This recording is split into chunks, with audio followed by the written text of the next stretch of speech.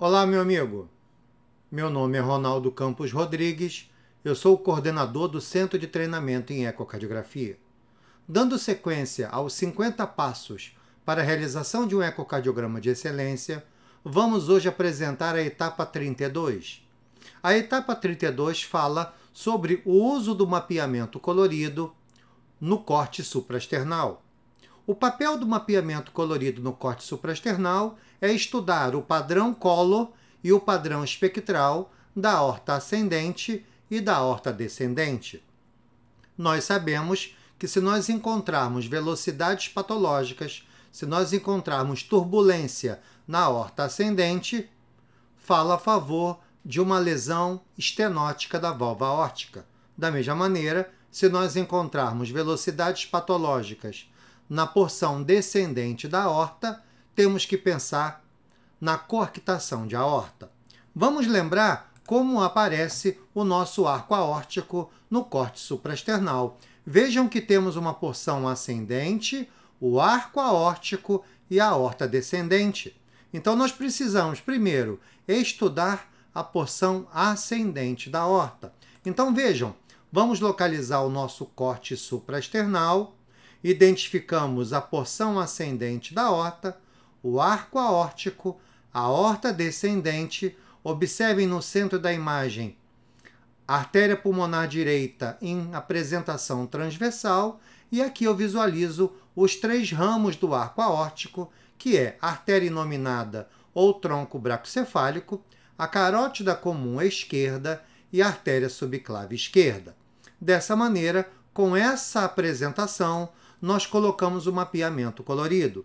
Com o mapeamento colorido, vamos identificar a aorta ascendente mapeado em vermelho escuro. Lembrando que quando falamos de cor, quanto mais escuro, menor a velocidade. Quanto mais claro, maior a velocidade. Então, uma aorta ascendente com fluxo normal vai apresentar um vermelho no tom escuro. Nessa maneira, agora, eu vou colocar a linha do Doppler espectral no centro da minha aorta ascendente, colocando o volume de amostra centralizado na aorta. E aí vamos identificar esse padrão de curva trifásica. Nós sabemos que a aorta ela tem um fluxo chamado trifásico, aquele que tem três fases. A primeira fase está relacionada com a sístole ventricular. Ela é positiva, porque o fluxo vai em direção ao transdutor. A segunda onda é chamada retrocinesia fisiológica, que nada mais é do que a onda da resistência vascular periférica. Repare que nesse momento o sangue volta, como se estivesse indo em direção ao ventrículo esquerdo. Por quê? Esse sangue que retorna, ele existe para que possa se fechar a válvula aórtica e alimentar as artérias coronárias.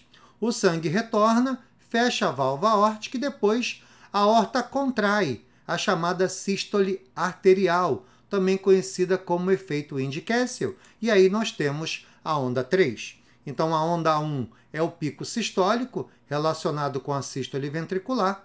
A onda 2, a retrocinesia fisiológica, que é a resistência vascular, que empurra o sangue de volta para fechar a válvula aórtica e iniciar a diástole, alimentando as coronárias, e depois nós temos uma contração da aorta, chamada sístole arterial. Nessa maneira, eu consigo identificar o padrão trifásico na aorta ascendente. Vejam agora o estudo da aorta descendente. Vou identificar a porção da aorta descendente para que eu possa colocar o volume de amostra nessa região. Observem que agora, como o sangue se desloca se afastando do transdutor, ele agora será mapeado em azul. Novamente, um azul claro, velocidades altas, um azul escuro, velocidades fisiológicas. Colocamos o volume de amostra no centro da aorta descendente para que a gente possa obter o padrão espectral de um vaso trifásico. Só que agora, como o fluxo desce, vamos encontrar aquele padrão trifásico, só que invertido.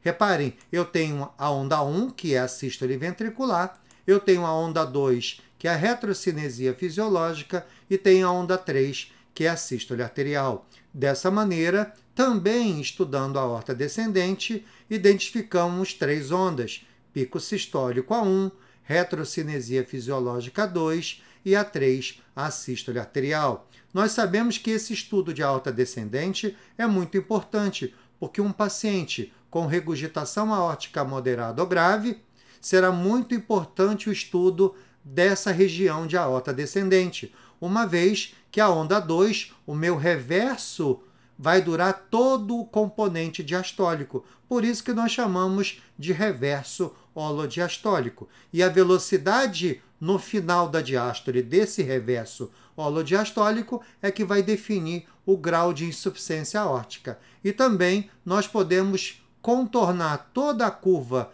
dessa onda diastólica para obter a TVI do reverso.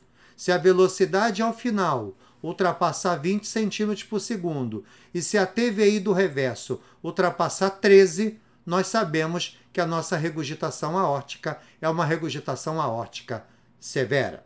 Um grande abraço!